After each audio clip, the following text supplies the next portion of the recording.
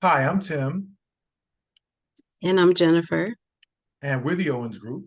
And welcome to Psychology of Everyday Success, our Welcome. radio show. Today we wanted to kind of talk a little bit about an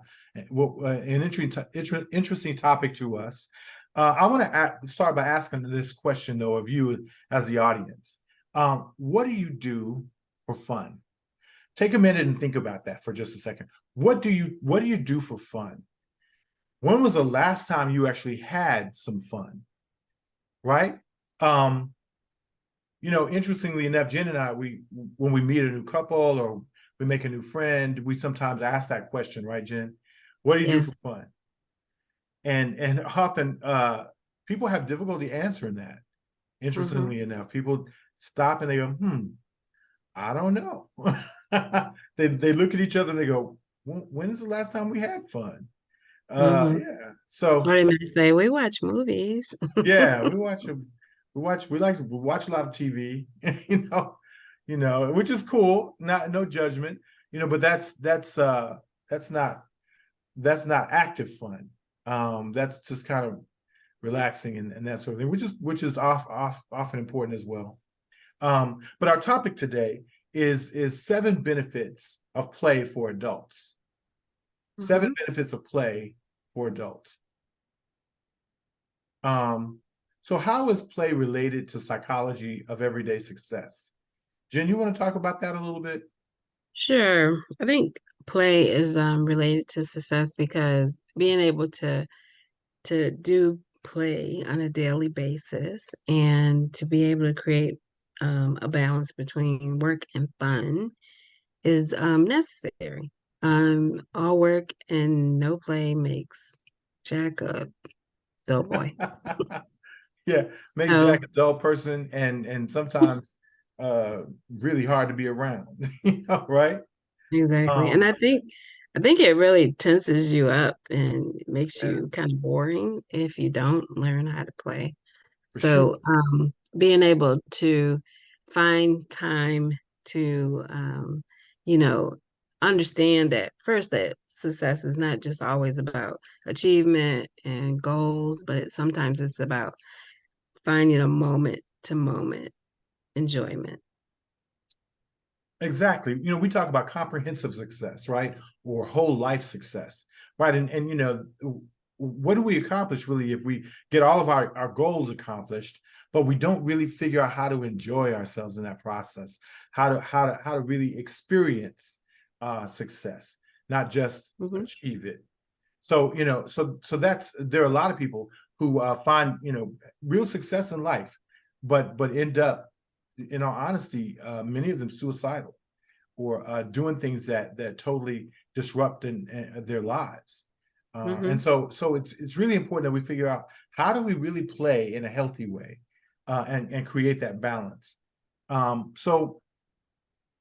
really believe that we as adults should be as intentional about having fun as we are about our work. Um, hmm yeah. Have you ever been, I don't know, sometimes I know I've received a message that as an adult, we don't get to have fun anymore. We have to be responsible for everything and for everybody. Have you ever had Oh, that experience, Jen? not true. No, not true at all. That's not Um, true, but have you ever had that experience? Like, people try to hold you accountable for say that? that. Well, not really, but No? Okay. I kind of tend to hang around a lot of fun people, You have including fun you regardless. So sometimes. Yeah, I just find people who like to have fun yeah. and we do fun things. Well, as So, a firstborn, let me speak for me. As a okay. firstborn in my family, a sibling in my family, I was taught you got to be responsible. You got to take on the role of taking care of your siblings. You got to make Mhm. sure everything Being is responsible. done and dealt with. And as a man, I think as men also, we take on that role of I've got to make sure everything the responsibility is on my shoulders, and that's fine, but it's important also to be able to have some balance and have some fun as well. So Well, Jim. here's what's interesting because you talked about firstborn. As the youngest in my family, I often found time for play. And I was very creative and I would do a lot of make believe and I would create fun just on my own by playing by myself because I was an introvert. So I think that's where my creative drive comes from. So play for me was often found in books and Mm, imagination. And my dad was a librarian, so I had a lot of fun with that. So I think it really depends on life experiences sometimes, how yeah. much fun that we really actually determine that we're going to get into and, enjoy. There's probably a lot of truth to that. Yeah. So, Mhm. so let's get into the seven benefits for of play as adults. Um, Mhm. so the first one is it increases the quality of our lives. It Mhm. increases the quality of our lives. Um, I really believe that often what happens is we tend to think that quantities in life, that is, things we can measure, how much money Mhm. we have, what kind of car we drive, what kind of job we have, those kinds of things, how many letters we have behind our names. We think about things you can measure, right? Quantities in life. We believe that tends to produce quality of life for us, but that's not actually true. More often than not, quality of life comes from us figuring out how to have balance and how to play, how to enjoy ourselves, how to recreate. Yeah. And I think secondly, it helps us to relieve stress. So there's this thing called eustress. Eustress Mm, is good stress, and it really helps us to relax, release endorphins that are really good for our body, our hormones, releases tension. So it really helps with our psyche sometimes, to have those kind of things released in our brain, to help us figure out how to find resolve. yeah, absolutely. So it does help us relieve stress. There's the we call there is what we call the sympathetic nervous system, which is what we use to get things done. Right, it's our Mhm. thought processes. It's the way we move throughout the world. But then there is also our parasympathetic nervous system that we have, which Mhm. actually is what facilitates our being able to relax Yeah. and let go of stress and calm and find calm. And so play actually helps us to access our parasympathetic nervous system. Okay. So first one is it increases the quality of our lives. Secondly, helps us to relieve stress. What's number three, Jen? It helps us to manage work-life balance. I'm going to let you elaborate on that one. Yeah. So we need to find balance. We can't just work all the time. As you said, Jen, earlier, all work and no play, right? Hmm. So somebody said the opposite of play is not work. The opposite of play is depression. Yes. Mm, So yeah. so uh play actually helps us to create work-life balance so we don't find ourselves ending up in a very depressed, anxious state of mind and state of being. So we spend some time playing and that helps us to find balance. Okay. Yeah. Um, or it helps us to re-energize, replenish, renew, and recreate ourselves. And I think that when you re-energize, your self-esteem and your confidence goes up because Mhm. you have that release of tension. Yeah. Your confidence is boosted, and you just feel good overall. So I think all of that kind of leads to having done something really, really fun. I Yeah. know I've been at a amusement park, for instance, and going on a roller coaster and then going, "Woo, that was fun," you know, and Yeah. just the ups and downs that it takes you, and the screams and all that kind of stuff. It just Sure. makes you feel good. So, Yeah. You get renewed, don't you?